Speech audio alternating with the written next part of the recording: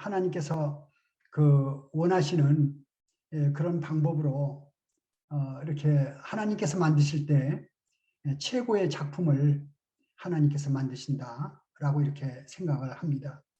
로마서 9장 16절에 보면 그런 말씀이 있죠. 그런즉 원하는 자로 말미암도 아니요 다른 박질하는 자로 말미암도 아니라 오직 긍휼히 여기시는 하나님으로 말미암음이니라. 그래서 훌륭한 그리스도인이 되는 것은 하나님 손에 우리를 갖다 맡겨 놓을 때 하나님께서 훌륭한 그리스도인으로 하나님 빚어가실 것이다 하는 그런 생각을 해보게 되는데요. 맡긴다는 게 뭐냐? 하나님께 어떻게 드리는 거냐? 그런 그것을 생각해 보면은 가장 첫 번째가 저는 시간을 드린다라고 이렇게 생각을 해보게 됩니다. 시간을. 그래서 하나님께 시간을 드리는 거죠. 우리 삶이 시간으로 되어 있지 않습니까? 하루 모이면은 한 달이 되고 1년이 되고, 그래서 또 한 시간 하면 하루가 되잖아요. 내가 쓸 수 있는 하루 8시간 아니면 10시간 중에서 1시간, 2시간을 하나님께 드린다 하는 것은 그건 잘 생각해 볼 얘기죠. 참 좋은 건데 내 걸 왜 하나님께 드려? 내가 가져야지. 이렇게 생각할 수도 있는 거고, 또 하나님께 드리게 되면은 하나님께서 그 시간을 하나님께서 아주 유용하게 쓰신다는 그런 생각을 해보게 됩니다. 그래서 하나님께 드리는 것 가운데 첫 번째가 시간을 드리는 게 먼저이겠구나 하는 생각을 해보게 되고, 하나님께 충분한 시간을 드리는 분들은 이제 하나님께 또 재물을 드리는 것 같아요. 그래서 자기 재물을 아까워하지 않고 이웃을 돌보는 일에 또 하나님 일에 이렇게 드리는 그런 성도가 되겠죠. 그래서 시간을 드리는 거 어렵고 또 재물을 드리는 거 어렵고, 그렇지만은 시간을 드리고 재물을 드리는 사람은 이제 자기 몸까지 하나님께 드리는, 마음을 먼저 드리지만은 마음과 몸을 하나님께 드리는 그런 성도가 되어질 때 하나님께서 그 성도를 최고의 작품으로 하나님께서 빚으실 것이다 하는 그런 생각을 해보게 됩니다. 오늘 말씀을 좀 같이 보겠습니다. 에베소서 1장 17절로 19절까지 다 같이 성경을 좀 찾으셔가지고 각자 있는 곳에서 성경을 좀 읽어 주시기를 바랍니다. 같이 읽겠습니다. 에베소서 1장 17절로 19절까지입니다.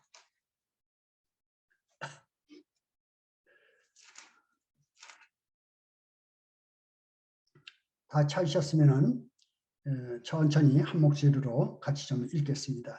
에베소 1장 17절입니다. 시작. 우리 주 예수 그리스도의 하나님 영광의 아버지께서 지혜와 계시의 영을 너희에게 주사 하나님을 알게 하시고 너희 마음의 눈을 밝히사 그의 부르심의 소망이 무엇이며 성도 안에서 그 기업의 영광의 풍성함이 무엇이며 그의 힘의 위력으로 역사하심을 따라 믿는 우리에게 베푸신 능력의 지극히 크심이 어떠한 것을 너희로 알게 하시기를 구하노라. 오늘 말씀 참 좋죠. 읽은 말씀 내용이 오늘 아주 이 에베소의 핵심적인 부분 또 오늘 또 말씀을 대하게 됩니다. 지난 시간에 몇 번에 걸쳐서 강단 말씀의 중요성에 대해서 말씀을 드린 바 있습니다. 이 강단 말씀 하시는 형제님들 아마 기도 많이 하시고 또 묵상도 많이 하시고 또 말씀하고 씨름도 많이 하시고 어떤 때는 밤늦게까지 잠 못 자고 씨름하시고 그렇게 하시는 걸 잘 압니다. 하나님 말씀이기 때문에 그렇죠. 이 강단 말씀에 그 부르심을 받은 형제님들은 충성스럽게 하나님께 책무를 다하시길 바랍니다. 그 심령에 아마 큰 복이 될 거예요. 그래서 이 강단 말씀을 위해서 성도님들 다 같이 기도해 주시고, 특별히 젊은 일꾼들 또 젊은 말씀 강사들이 일어날 수 있도록 기도해 주시길 바랍니다. 저는 이제 나이가 많이 먹었어요. 근데 이제 저보다 나이 더 드신 분도 계시지만은 젊은 강사들이 일어나길 바랍니다. 제가 이 말씀을 교제해 보니까 강단 사역이 30년 한 사람하고 10년 한 사람하고 50년 한 사람하고 달라요. 강단 말씀이 그렇습니다. 그렇기 때문에 젊은 일꾼 강사들을 키워야 돼요. 젊은 강사들을 키워야 됩니다. 그래서 그 말씀이 다는 아니에요. 어린아이 그 성장 과정을 보면은 말부터 배웁니다. 행동은 나중에 따라가요. 하나님도 우리에게 말씀을 먼저 주시고 나중에 그 말씀을 경험하게 하고 행동을 나중에 따라와요. 우리에게 옷 입혀주시는데 성도의 옷을 먼저 입혀주시고 성도의 삶을 나중에 살아가도록 하십니다. 우리가 이 강사들 말씀하는 거 그 내용을 강사 다 해서 말씀하는 거 아니잖아요. 이 강사들을 세워서 하나님 말씀을 선포하게 하시고, 그리고 그 강사가 이제 자기가 선포한 말씀들을 강사도 따라가는 것입니다. 그 여러분들도 다 따라가는 것이고요. 그래서 이 말씀이 먼저고 나중에 이제 그 행함은 그 말씀을 따라가는 것입니다. 그렇기 때문에 이 강단 말씀의 중요성에 대해서 제가 여러 번 말씀을 드렸습니다. 그리고 이 강단 말씀을 하실 때 본문에 충실해 주시길 바랍니다. 본문에. 본문 읽어놓고 다른 얘기 아무리 많이 해봐요. 도덕적인 거 참 좋아요. 듣기는. 하나님 말씀이 아닐 경우가 있어요. 사람 얘기하는 거죠. 그래서 강단 말씀은 하나님 말씀을 해야 됩니다. 물론 그 예화라든지 간증을 통해서 삶의 경험을 통해서 그 뜻을 밝히려고 사용하는 건 있어요. 그렇지만 그게 주가 아니고 본문에 충실해서 하나님 말씀을 잘 밝혀내는 것, 이것이 성도의 본분이지 않는가 하는 생각을 해보게 됩니다. 오늘 본문은 에베소 1장 17절, 18절, 19절 이 세 절인데요. 좀 구절을 이렇게 좀 보면요. 우리 주 예수 그리스도의 하나님 영광의 아버지께서 그랬습니다. 하나님을 얘기하는 주체죠. 이 말씀의 주체가 영광의 아버지입니다. 그런데 그 아버지는 우리 주 예수 그리스도의 하나님이시고 영광의 아버지께서. 그 다음에 또 뭐라냐면 지혜와 계시의 영을, 이게 이제 내용이에요. 지혜와 계시의 영을, 그리고 너희에게 주사 그랬죠. 이건 대상입니다. 그래서 영광의 아버지께서 지혜와 계시의 영을 누구에게 주냐면은 너희에게, 성도님들에게 주신 것입니다. 지혜와 계시의 영을 주사. 그리고 이제 결과적으로 하나님을 알게 하시고 하는 것이 목표입니다. 하나님을 알게 하시고가 나오죠. 하나님을 알게 하시고. 그게 이제 17절입니다. 그 다음에 이제 18절로 가가지고 너희 마음의 눈을 밝히사 그랬죠. 너희 마음의 눈을 밝히사. 우리의 마음 눈을 밝히시는 거예요. 밝히신다는 거죠. 이게 내용입니다. 그리고 이제 그의 부르심의 소망이 무엇이며 성도 안에서 그 기업의 영광의 풍성함이 무엇이며, 이렇게 이제 또 세 번째, 그 힘의 위력으로 역사하심을 따라 믿는 우리에게 베푸신 능력의 크심이 어떠한 것을, 이 세 가지를 이렇게, 세 번째는 또 이렇게 좀 길게 써놨는데요. 그래서 여기에 보게 되면 부르심의 소망, 기업의 영광의 풍성하심, 그리고 그 능력이 지극히 크심, 이 세 부분을 이렇게 나타내고 있습니다. 이것을 결과적으로 우리에게 이제 보여주시기 위해서 이 말씀을 지금 기록하고 있는 것이죠.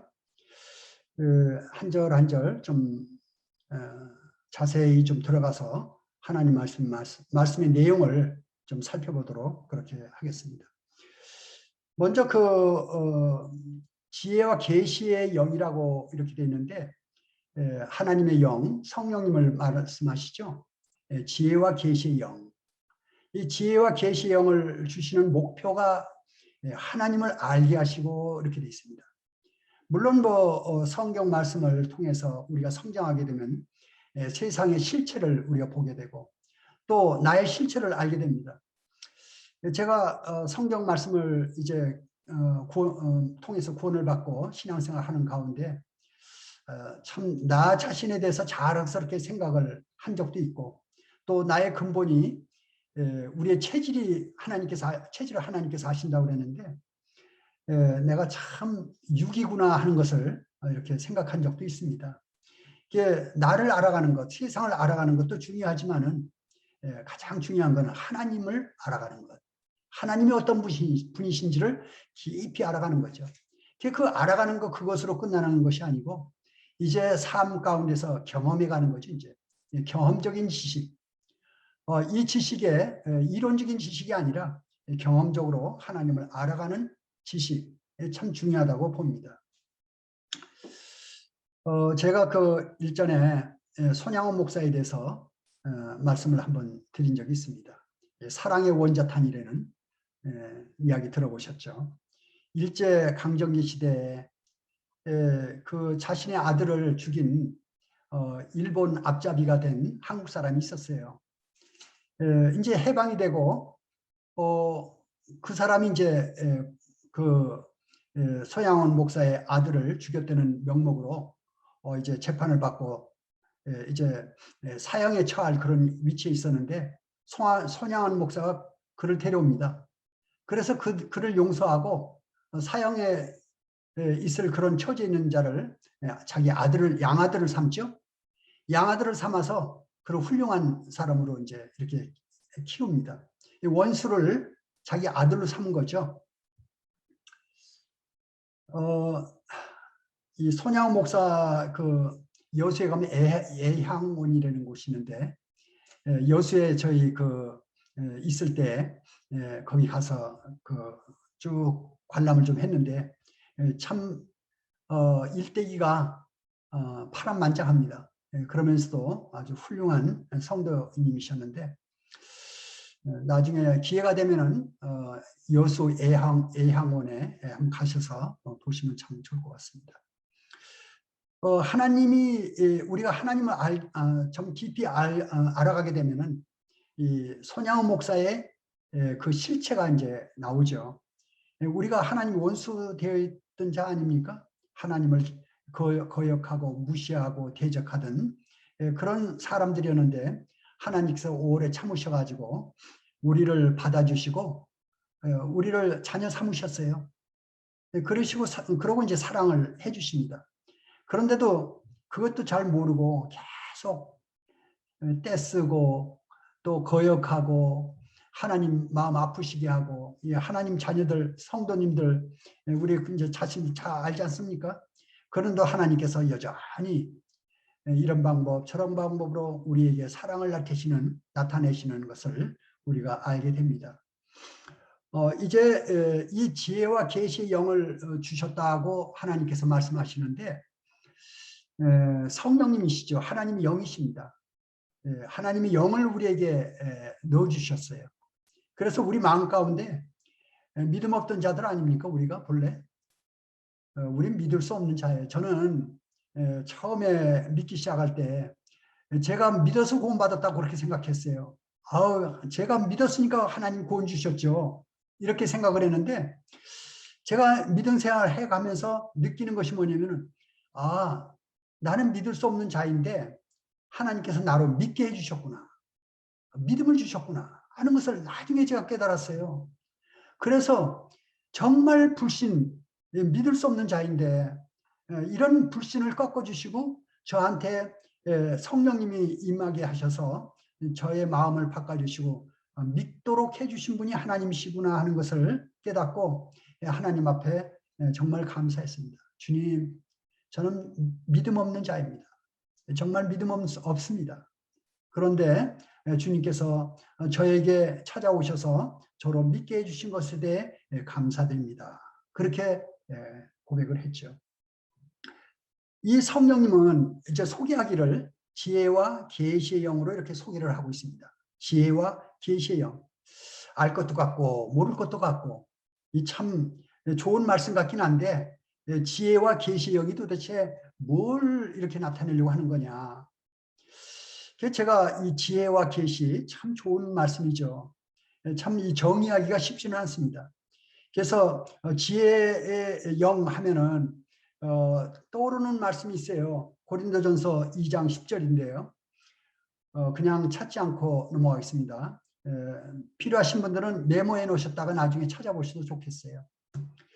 오직 하나님이 성령으로 이것을 우리에게 보이셨으니 성령은 모든 것 곧 하나님의 깊은 것까지도 통달하시느니라. 통달이라는 단어를 썼어요. 성령님은 하나님의 깊은 것까지 통달하신다.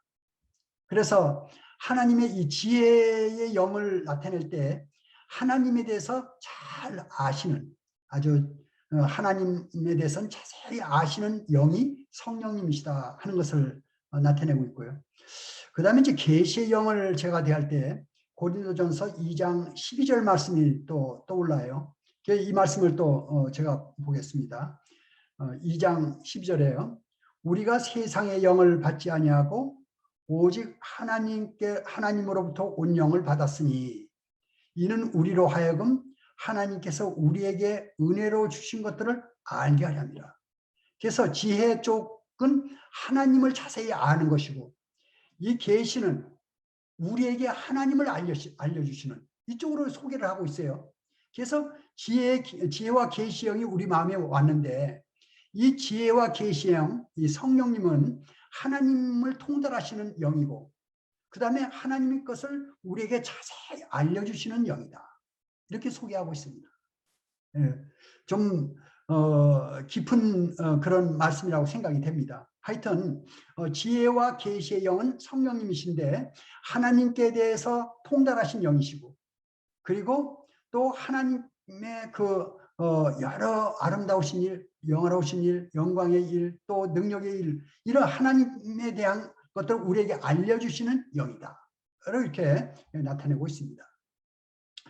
그리고 이제 알게 하신다는 것인데요. 이 지혜와 계시의 영이 하나님을 알게 하시고 하나님을 알게 하는데 그 목표가 있는 것이죠. 그래서 이 하나님을 알게 되면은 아는 만큼 우리가 뭘 느낍니까?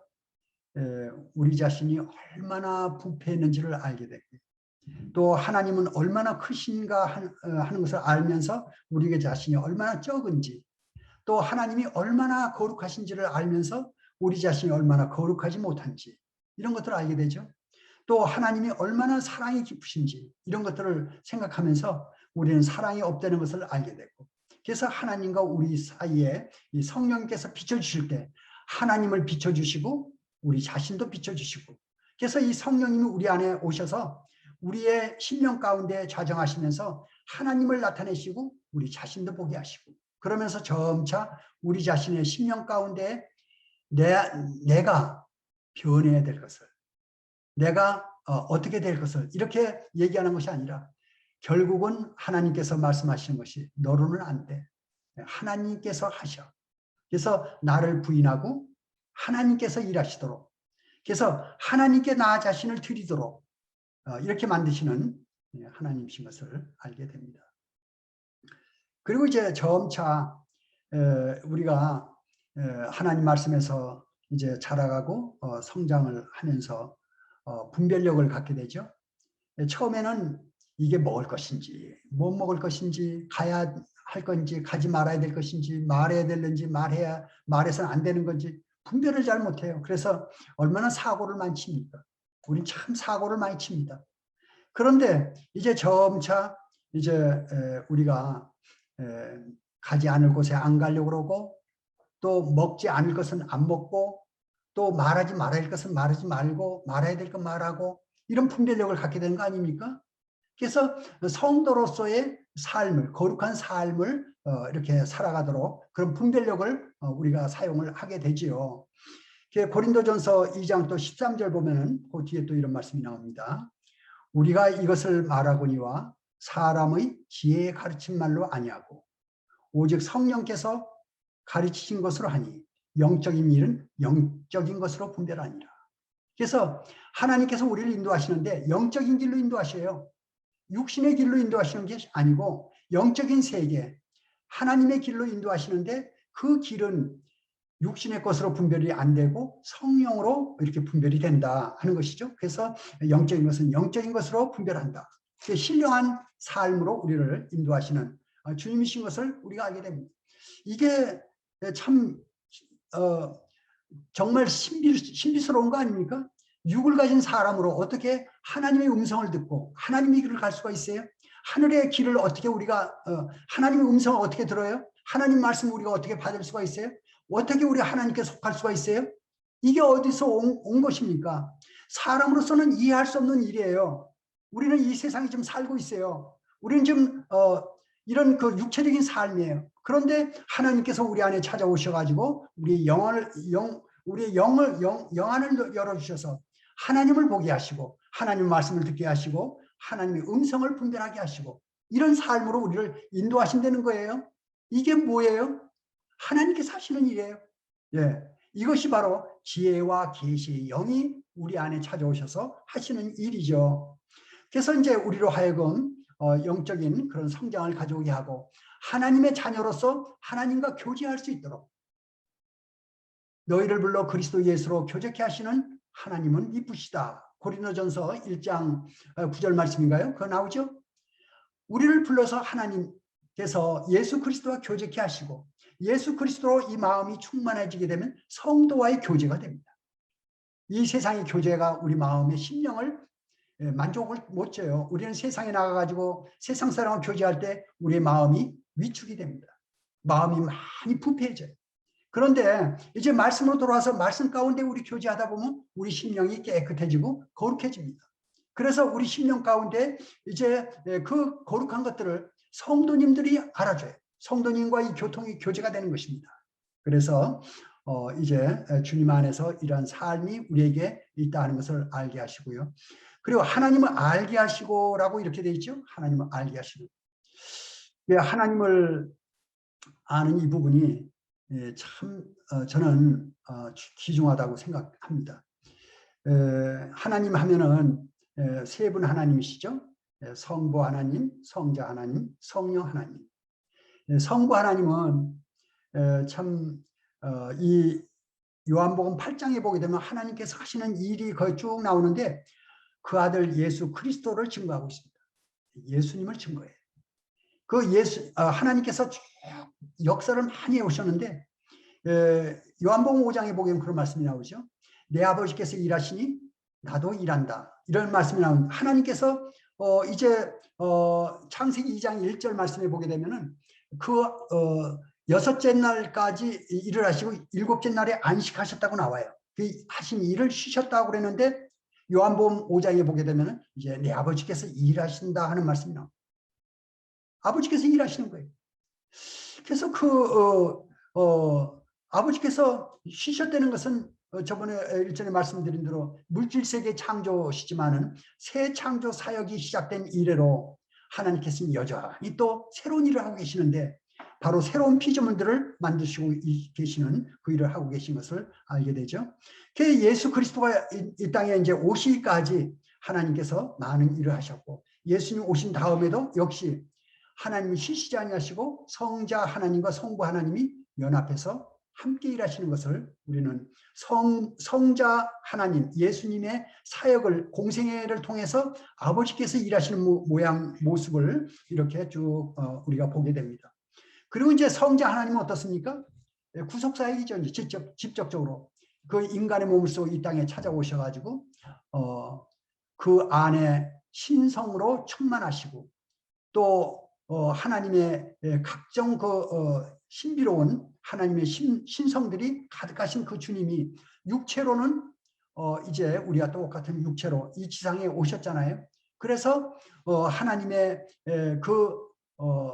하나님의 온전하심을 하나님의 그 사랑을 사람들한테 보여주고 하나님의 영광을 드러내고 또 사람으로서는 사람을 대표해서 하나님 앞에 온전한 사람의 길을, 모범적인 길을 하나님 앞에 제시한 것이 우리 주님이시지 않아요?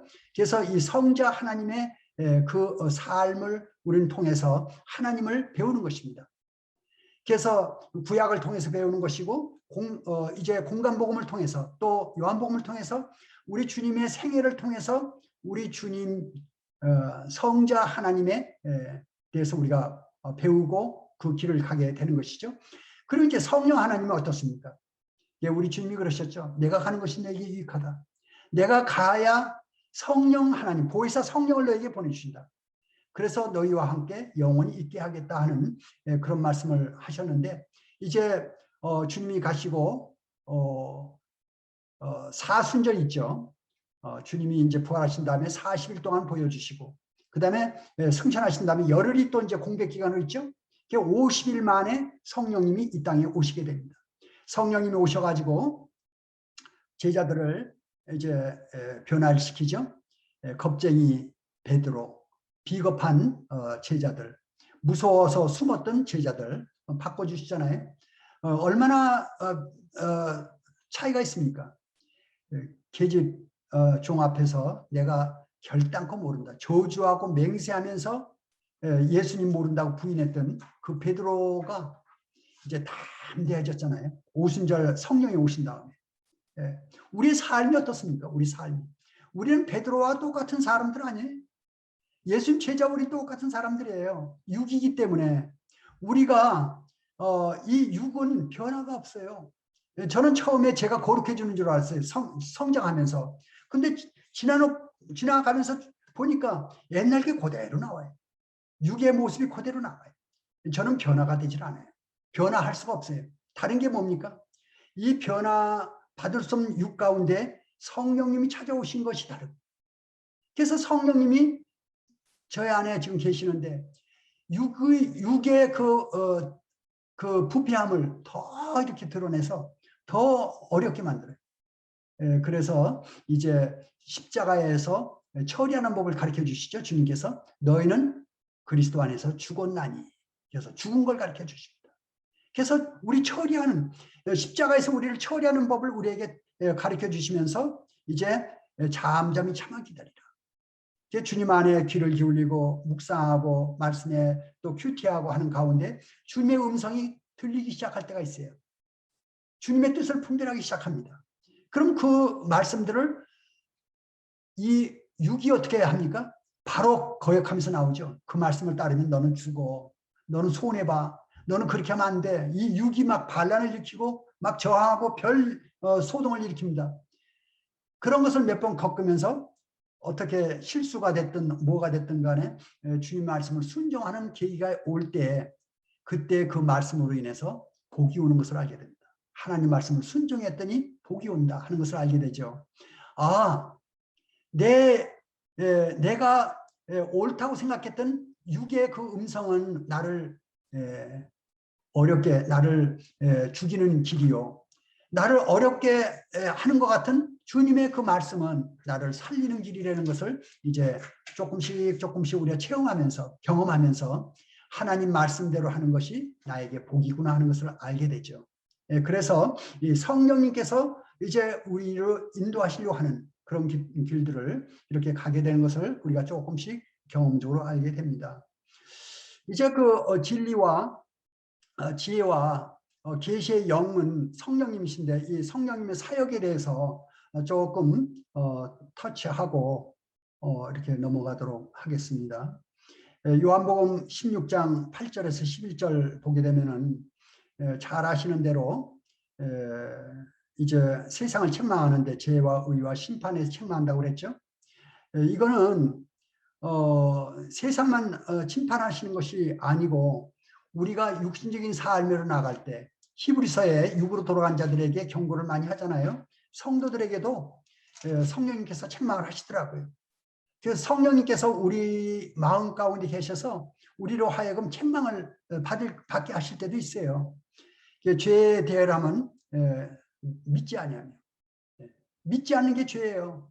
우리가 믿지 않을 때가 얼마나 많습니까? 삶 가운데 믿음 없이 행할 때가 참 많아요. 내 생각대로, 내 의지대로, 내 뜻대로, 내 마음대로 갈 때가 참 많습니다. 그런데 이제 성령님께서 너 그렇게 하면 실패야, 넘어져, 너 혼날 거야, 이렇게 이제 경고가 들어오죠. 그럴 때 이제 마음의 경각심을 가지고 돌아보면서 하나님께 이제 돌아와서 주님, 제가 믿음 없이 행했습니다. 주님 도와주세요.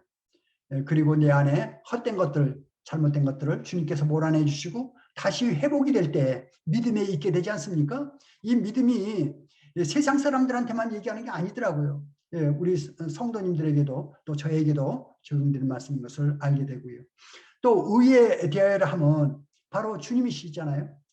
내가 아버지 길로 가니 너희가 다시 나를 보지 못하며, 주님께서 이제 승리하셨어요. 그래서 우리는 침륜에 빠질 때가 많아요. 나는 항상 실패한다는 그런 실패의식을 가질 때가 많아요. 그런데 주님께서 말씀하십니다. 너는 실패한 자가 아니야. 너의 잘못은 내가 다 십자가에서 처리했어. 너는 이제 내 안에 거하면 승리한 자야. 이제 성도는 승리한 사람이야. 그리고 영원한 기업, 하나님의 자녀야. 너가 그거에 빠질 필요 없어. 네가 잘못한 것들 내가 다 책임져. 너는 이제 잘못한 것들 돌아볼 필요 없어. 나 믿고 이제 따라오기만 하면 돼. 지나간 거 잊어버려. 이게 이제 우리 주님께서 저에게 하시는 말씀들이라고 생각이 됩니다. 그리고 이제 심판에 대하여 하면 이 세상 임금이 심판을 받았습니다. 계속 정죄가 들어오지 않습니까? 너 죄졌지, 너 잘못했지, 너 말 잘못했지, 또 넘어졌지, 이렇게 정죄가 들어옵니다. 그 정죄가 들어오는 그 무엇입니까? 송사하는 영, 어둠의 영, 마귀의 영입니다. 그 잘못된 그것이 들어올 때 우리 주님께서 이제 대변해 주시죠. 그건 잘못된 거야. 그들은 다 심판받은 자, 그들의 말을 듣지 말어. 이제 우리가 이 잘못된 거짓 영의, 어둠의 영의 이야기를 들을 필요가 없는 것입니다. 그래서 우리는 이제 이 성령님께서 우리에게 말씀하시는 이제 보혜사라는 것을 또 알게 되죠. 보혜사가 뭡니까? 보모 아니에요? 우리를 잘 보호해 주시고 우리를 인도해 주시는, 그래서 성령님이 우리에게 와 계신 것을 우리가 알게 되죠. 그리고 이제 성령 사역에 있어서 가장 큰 것이 거듭나게 하는 복음 전하는 겁니다. 그래서 복음 대열에 참여하는 분들은 이 새 창조 역사의 동역자들이에요. 그래서 성도님들은 누구나 할 것 없이 전도자입니다. 전도는 기본이에요. 직장에서 전도하고, 사업체에서 전도하고, 또 뭐 동네에서 전도하고, 이 전도하는 건 기본이잖아요. 근데 그 전도가 어떻게 시작됩니까? 친절로 시작됩니다. 마음의 배려로 시작돼요. 관용으로 시작됩니다. 상대방을 배려해주고, 또 인사 잘하고, 또 다른 사람에 대해서 좀 조심하고 예절을 지켜주고, 이게 전도예요. 전도라는 게 큰 게 아니더라고요. 전도가 물론 뭐 전도지 전도지 주고, 또 책자주 전해주고, 또 뭐 이런 거 다 전도예요. 또 말씀으로 복음 전하고 다 전도예요. 그런데 전도의 시작은 안녕하세요. 이게 전도입니다. 인사하는 것, 엘리베이터에서 인사하는 것, 길거리에서 인사하는 것, 또 뭔가 좀 이렇게 붙들어주고 도와주고 친절을 베푸는 것, 이게 다 이게 전도더라고요. 그래서 우리는 다 전도자다 하는 것을 하나님께서 이 일에 우리를 쓰셔요. 이 일을 통해서, 성도의 예절을 통해서 저 사람 왜 저렇지? 나중에 알고 기독교야. 하나님 믿는 게 다르구나. 나도 하나님 믿어야지. 이렇게 해서 복음이 전해지는 거 아닙니까? 그래서 우리는 모두 전도 대열에 우리는 참여하고 있다 하는 것을 우리는 알게 됩니다. 그리고 이 성령님께서 이제 또 하시는 말씀이 요한복음 14장 26절에 그런 말씀이 나오죠. 보혜사 곧 아버지께서 내 이름으로 보내실 성령, 그가 너에게 모든 것을 가르치시고 내가 너에게 말한 모든 것을 생각나게 하리라.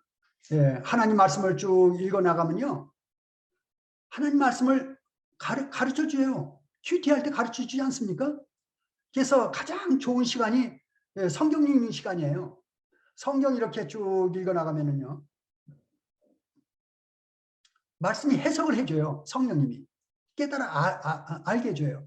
그래서 이제 말씀이 쭉 있다가 말씀이 쏙 들어와요. 어떤 말씀이? 그런 거 경험 많이 하실 거예요. 성경을 쫙 이렇게 읽는데 특별한 말씀이 내 마음 가운데 이렇게 쏙 들어와요. 말씀이 내 마음에 들어요. 그 뭐라고 그러는지 아시죠? 말씀을 받는다. 말씀 받는다는 이야기 들으셨죠? 말씀 받는다는 이야기를 모르면 안 돼요. 하나님께서 말씀을 주셔요. 말씀을 깨닫게도 해주시지만 말씀을 주시기도 해요. 그래서 하나님께서 주시는 말씀이 우리 마음에 깊게 심깁니다.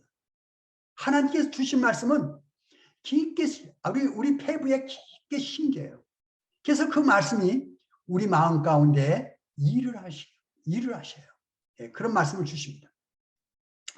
그리고 또 생각나게 하신다고 그랬죠? 예, 사용하게 하십니다. 그래서 말씀을 많이 읽어놓게 되면 걸어가다 생각나고 또 교제하는 중에 말씀을 깨닫게 하시고 또 사용하게 하시고 또 전도할 때 또 어때요? 말씀 사용하게 하시고 하나님께서 우리에게 말씀을 주시기만 하는 것이 아니고 말씀을 사용하게도 하십니다. 또 요한복음 14장 26절에 보면요. 보혜사 곧 아버지께서 내 이름으로 보내실 성령 그가 너에게 모든 것을 가르치고 모든 걸 가르치죠. 또 내가 너에게 말한 모든 것을 생각나게 한다. 생각나게 한다. 그래서 또 16장 요한복음 16장 13절을 보면요. 그러나 진리의 성령이 오시면 그가 너희를 모든 진리 가운데 인도하시리니 그가 스스로 말하지 않고 오직 들은 것을 말하며 장래일을 너희에게 알리시리라. 성령님께서는 주님의 것을 우리에게 알려주고 또 장래의 것까지 알려줘. 그래서 그 간증들을 들어보게 되면요. 비행기를 타러 가야 되는데 자꾸 마음이 불안하고 뭐가 좀 이상하고 해서 미정미정하다 비행기를 놓쳤어요. 비행기를 놓쳤는데 다음 비행기를 이제 예약해서 타는 건데 그 비행기가 폭발하죠. 그런 간증도 들어보셨죠? 차 사고 비행기 사고 들어보셨잖아요. 하나님께서 그런 일을 하실 수가 있어요. 장래 일도 성도들 필요할 경우에는 하나님께서 그런 일들을 하셔요. 보호하시는 그런 일들을 하셔요.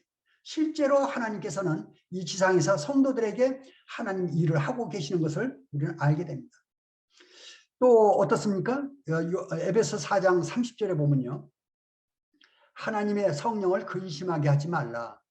그 안에서 너희가 구원의 날까지 인치심을 받았느니라. 우리가 잘못된 장소에 있다든지 잘못된 일을 한다든지 잘못된 것을 말하고 있다든지 그러게 되면 어떻게 해요? 우리 마음이 불안해집니다. 우리 마음이 평화롭지가 않고 자유롭지가 않고 마음이 뭔가 좀 어색해요. 그럴 때 우리가 주님 앞에 자백을 하게 되죠. 주님, 제가 왜 이러죠? 뭐가 잘못됐죠? 주님 도와주세요. 그러면 이제 생각나게 하시죠. 그리고 그 부분을 주님 앞에 자백하게 되고 다시 회복하게 돼. 이와 같이 성령님께서는 우리에게 교통신호가 됩니다. 어떤 때는 노란불의 경고를 주시고 빨간불 하지 말라는 경고를 주시고 파란불 이제 직행하려는 이 교통신호, 우리 심령의 교통신호입니다. 그래서 우리가 주님과 함께하는 시간에 이런 교통신호를 받으면서 우리의 삶을 살 때 우리의 삶이 안전하다 하는 것을 우리는 알게 되죠. 자, 이 성령님이 하시는 일들을 뭐 다 말씀드린 것이 아니 조금 말씀드린 겁니다. 그 다음 넘어가겠습니다. 너희 마음 눈을 밝히사 그랬습니다. 얼마나 좋은 말씀입니까? 우리의 마음의 눈을 밝혀요. 우리 심령을 밝히는 거죠. 제가 찾아보니까 독수리의 눈에 대해서 제가 좀 찾아봤어요. 독수리의 시력이 사람보다 5배가 더 좋다고 합니다. 독수리의 시력이. 그리고 16배의 색깔을 볼 수가 있대요. 사람이 보는 색깔에 16배를 볼 수가 있고요. 또 사람은 한 부분, 두 부분을 같이 보기가 쉽지가 않은데 독수리는 네 부분을 동시에 본대요. 네 부분을 독수리 눈은 네 부분을 동시에 본답니다. 그리고 또 시야가 우리는 한 필정만 보면 360도를 한꺼번에 본대요. 이게 가능한지 전 모르겠어요. 하여튼 찾아보니까 그게 나와요. 또 1km 떨어진 산비탈에서 토끼가 이렇게 움직이는 걸 볼 수가 있대요. 근데 그 1km 떨어진 곳에서 사람은 망원경을 통해서만 본대요. 1km 떨어진 곳에서 토끼가 움직이는 걸 사람 못 본대요. 망원경을 통해서만 보는데 이 독수리 눈은 1km 떨어진 지점에서 토끼가 움직이는 걸 볼 수 있다는 겁니다. 이게 독수리의 눈이에요. 이 독수리의 이 시력이 얼마나 좋습니까? 그런데 이거는 이제 이런 눈에 대한 이야기고 우리 마음의 눈입니다. 우리 마음의 눈을 하나님께서 밝혀주시는데 독수리의 눈같이 밝혀주신다면 얼마나 좋겠어요.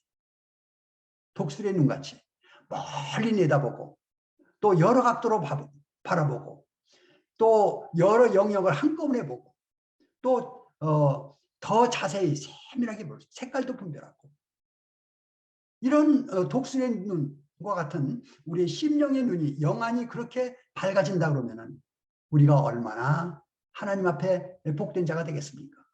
그런데 하나님께서 그걸 원하셔요. 우리의 눈이 우리의 영안이 그렇게 밝아지기를 원하셔요. 하나님께서.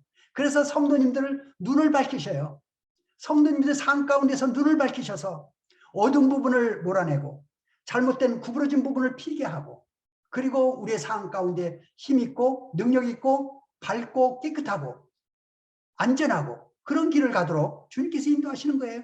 그게 주님이셔요. 그래서 우리의 마음 눈을 밝혀주시는 마음 눈을 밝혀야 그게 되는 것입니다. 보지 못하면은 덤벙덤벙 걷다 보면 아기는 거쳐 넘어져도 그 넘어지게 한 것이 무엇인지 깨닫지 못하는 거다. 돌부리에 거쳐 넘어졌는지 문지방에 거쳐 넘어졌는지 무엇 때문에 넘어졌는지 알 수가 없어요. 자기가 넘어져서 넘어진 원인을 모르는 거예요. 상대방이 막 화를 내는데도 무엇 때문에 저 사람이 나한테 화를 내지 알 수가 없는 거예요. 네, 이게 저희의 모습입니다. 저의 모습이에요. 저는 그런 걸 많이 느껴요.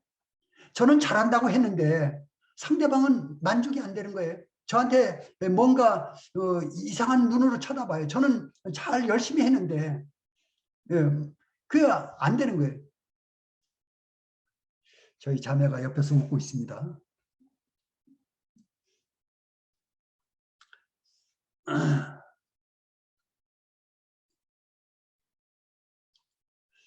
그래서 우리의 마음 눈을 밝혀주시게 되면은 이제 보이는 것이 있어요.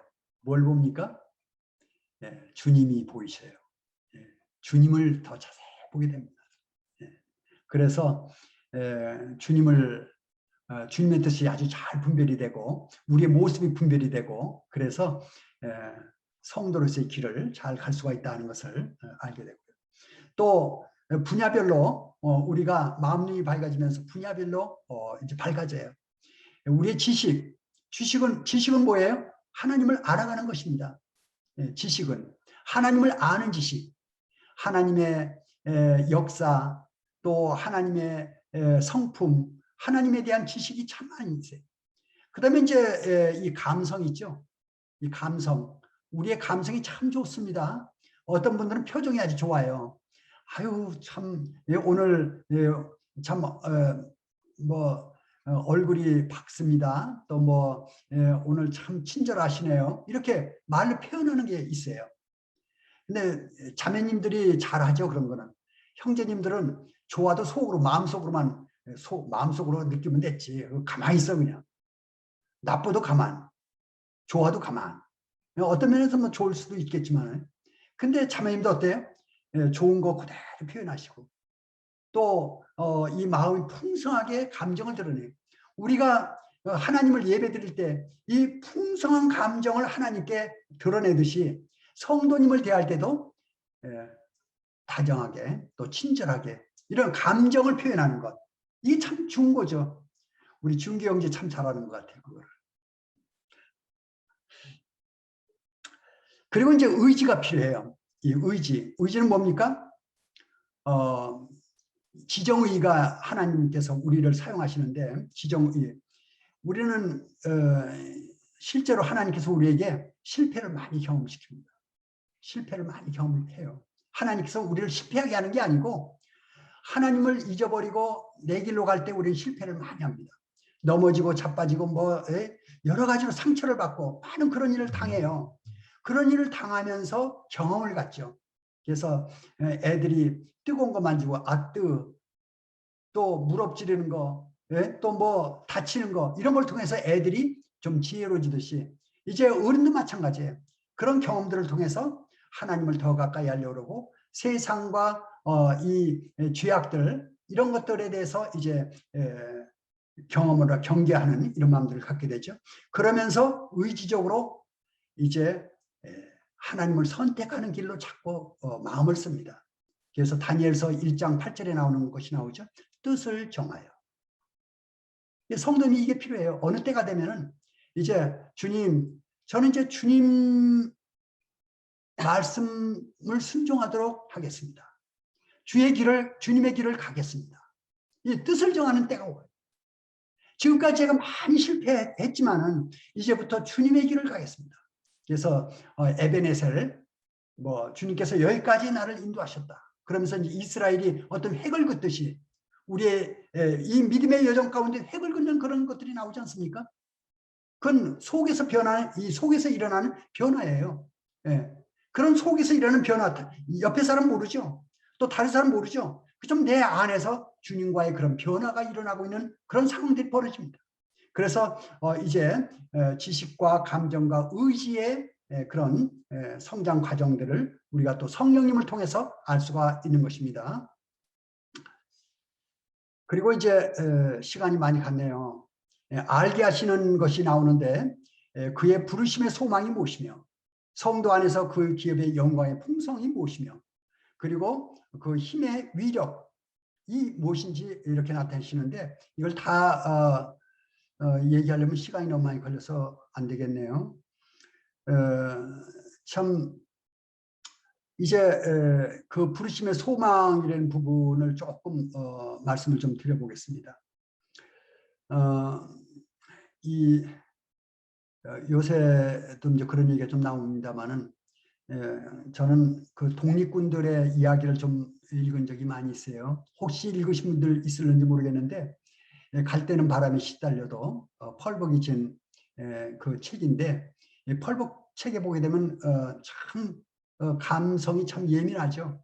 우리나라의 그 6.25 때 6.25 전후 일제시대 그걸 책에 들어오고 그 책을 썼어요. 펄벅이 100년 전에 펄벅이 쓴 거예요. 갈 때는 바람에 시달려도. 거기에 독립군들 얘기들 나와요. 그런데 그들이 정말 애국자예요. 나라를 사랑해요. 왜 그랬습니까? 나라 없는 슬픔을 받기 때문에. 나라 잃어버리고 우리가 외국에 나가면 다 애국자 된다고 그러잖아요. 한국 사람 외국 나가면 다 애국자 됩니다. 왜 그래요? 나라의 귀중성을 알게 돼요. 저 동남아에 간다든지 미국에 간다든지 미국에 살아도 미국 사람들 차별합니다. 동양 사람을 차별해요. 카나다가 마찬가지일 거예요. 외국이에요, 외국. 한국이라는 나라가 있기 때문에 우리가 지금 국가 그 보호를 받고 한국이라는 나라에 있듯이 이제 자기의 그 정체성을 알게 됩니다. 정체성. 바로 우리 부르심의 소망이 뭡니까? 우리의 정체성이 어디예요? 하늘나라입니다. 우리는 이 지상에 속해 있는 몸은 지상에 속해 있지만 우리의 근본적인 정체성은 하늘에 속한 사람들이에요. 우리가 이제 주님 나라에서 대우받을 것입니다. 지금은 이 땅에서 사람들이 알아주질 않아요. 우리가 어떤 사람인지 정체를 잘 몰라요. 나중에 이제 100년 후, 1000년 후, 만년 후 우리가 주님 나라에 갔을 때 하늘의 왕자님들이에요. 하늘의 왕자님들, 하늘의 공주님들, 하나님 족보에 올라갔어요. 피조물로. 이게 부르심의 소망이에요. 하나님께서 우리를 어디로 부르시는지를 우리는 잘 몰랐어요. 저도 지금 잘 몰라요. 조금 알아요. 조금. 아, 내가 하늘의 왕자구나. 이 땅에 지금 이렇게 살아가고 있지만은 하나님의 자녀구나 내가. 이게 부르심의 소망이에요. 신령한 복을 줬다고 그러는데 그 신령의 복 뒤에 보게 되면 자녀를 삼으셨다는 거예요. 신령한 복은 뭐냐면 하나님의 자녀예요. 내가 하나님의 자녀예요. 성도님들이 하나님의 자녀예요. 이제 하늘나라에 가면 권세자들이에요. 이 성도가 된 거듭나 구원받은 이 사실이 얼마나 큰지 모릅니다. 이거를 예를 들어서 여러 가지 설명할 수가 있겠습니다만은 시간이 없어 그냥 넘어가야 될 것 같고요. 그 다음에 그 기업의 영광의 풍성함이라는 이렇게 나와요. 예. 이제 1000년이 지났어요. 1000년이 지나고 이제 우리가 하늘나라에 갔어요. 하늘나라에 가면은 이제 이 지상에 있는 모든 것들이 다 지나고 하나님의 창조 역사가 끝났습니다. 하나님의 창조 역사 가운데 가장 으뜸되는 게 뭡니까?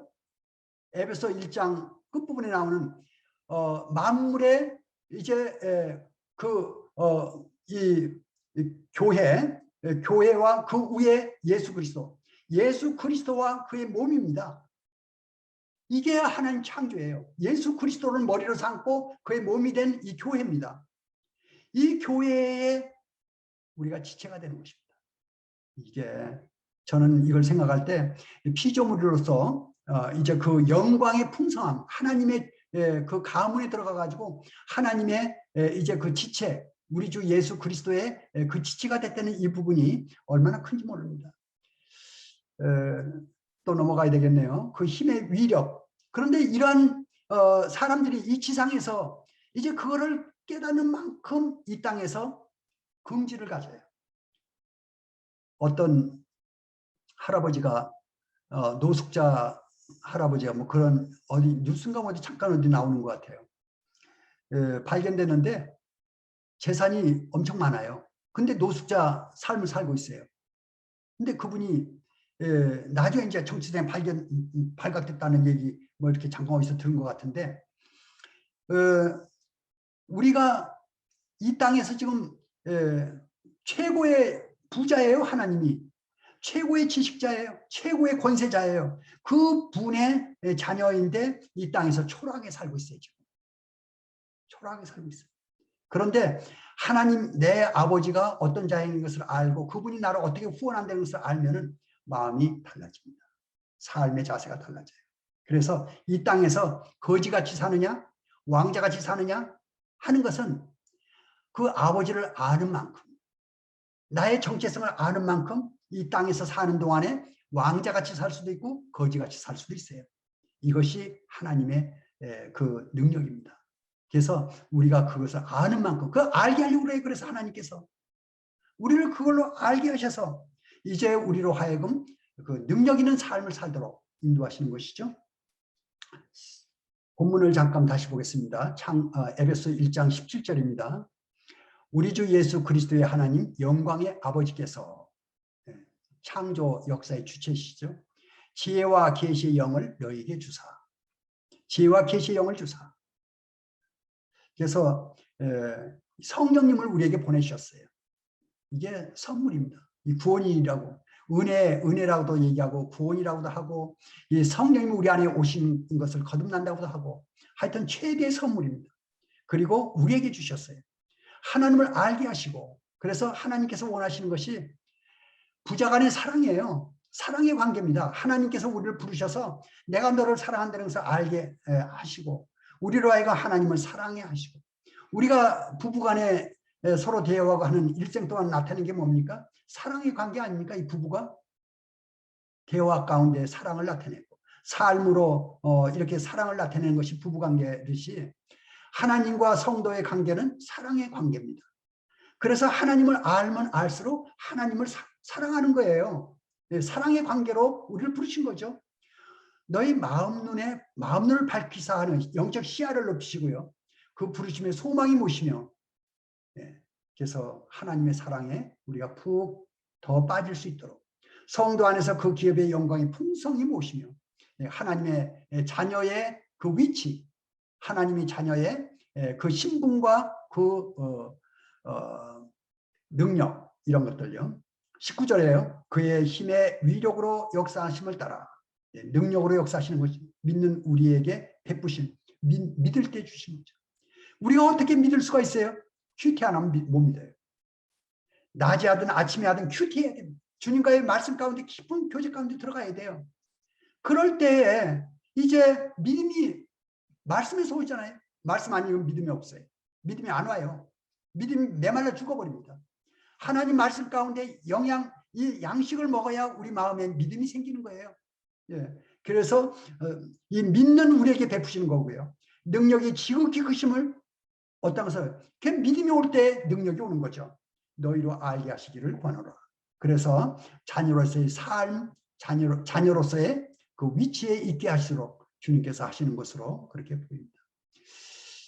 말이 두서없이 이렇게 말씀을 드려서 죄송합니다. 하여튼 성도님들의 삶 가운데 하나님의 능력이 임하셔서 거지같이 그런 삶이 아니라 왕자님 같은 삶을 저를 포함해서 우리 모두가 이 지상에서 하나님의 자녀로서의 정말 당당한 그런 삶을 살아낼 수 있기를 바라는 마음에서 말씀을 드렸습니다. 주님께 감사드리고 또 우리 모두 그렇게 되기를 기도합니다. 감사합니다.